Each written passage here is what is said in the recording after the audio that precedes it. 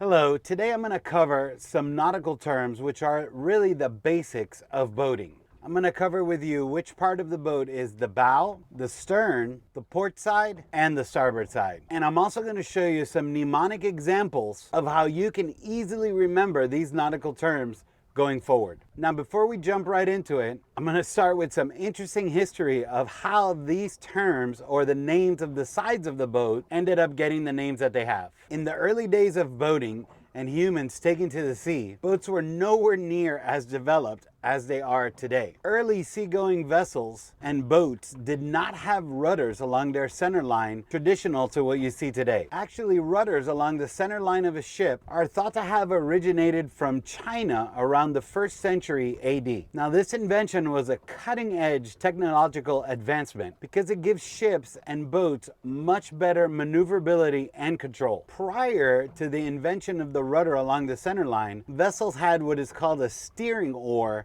to control and maneuver them. Now, the steering oar was simply a regular oar that was modified and made a little bit bigger to help steer and control the ship. The steering oars were placed over the stern of the ship or the vessel so that the operator could turn and maneuver the boat. Now, since 90% of the population on Earth is right-handed, the steering oars were placed over the right-hand side of the stern of the vessel. This eventually led to the right-hand side of the ship being called the steering side. Now, as time went on, the need for larger vessels began to grow, and so did the need for larger steering oars to ensure that the larger vessels could be controlled. Now, as you can imagine, the larger steering oar presented a problem when vessels tried to dock on the right-hand side or the steering side because of the obstruction of the steering oar. So then vessels had to dock on the opposite side where it was free from obstruction from the steering oar, which was the left side of the vessel. Eventually, the steering side was called the starboard side, which is derived of two words, steer, which means to steer, and bore, which means side of a boat or side of a vessel. Now, the port side went through many different names before it wound up being called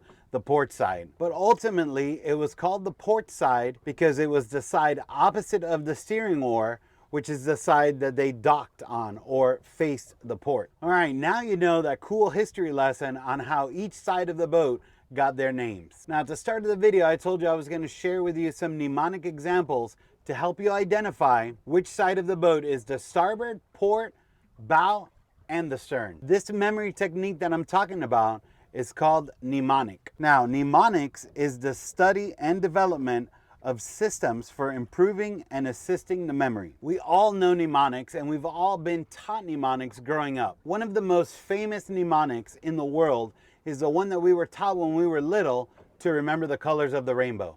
That's correct. It is Roy G. Biv. All right, now let's jump into starboard and port and how you can easily remember which side is which. By now, you've already learned that the right side of the ship was called the steering side due to the steering oar that early seagoing humans used to steer and control the vessels. But how are you going to remember this long term? The easiest way that I think you're going to remember it is with this simple help aid. The word starboard has more letters than the word port, and 90% of the people on Earth are right-handed.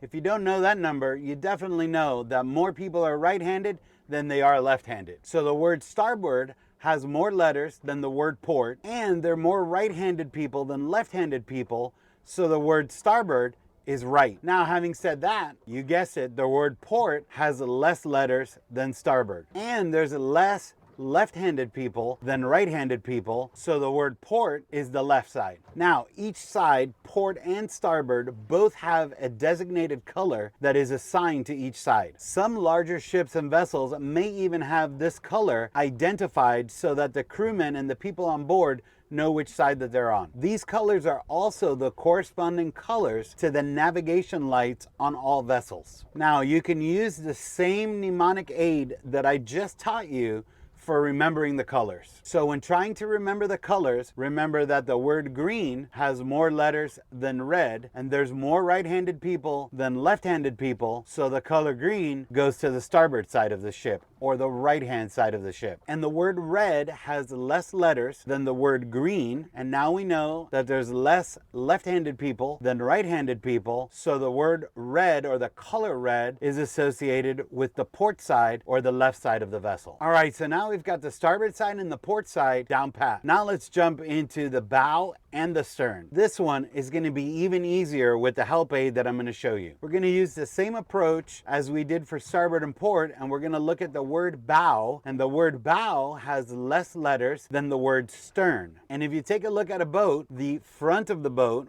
has less width than the back of the boat. So the bow has less letters, which is the front of the boat. And by now you guessed it, the word stern has more letters than the word bow, and the back of the boat is wider than the front of the boat, so the word stern is the rear or back of the boat. Now I'm 100% certain that these new mnemonic aids that I just taught you are going to help you remember these nautical terms going forward. To learn more helpful tips, check out this playlist. Thank you for watching, guys, and stay safe out there.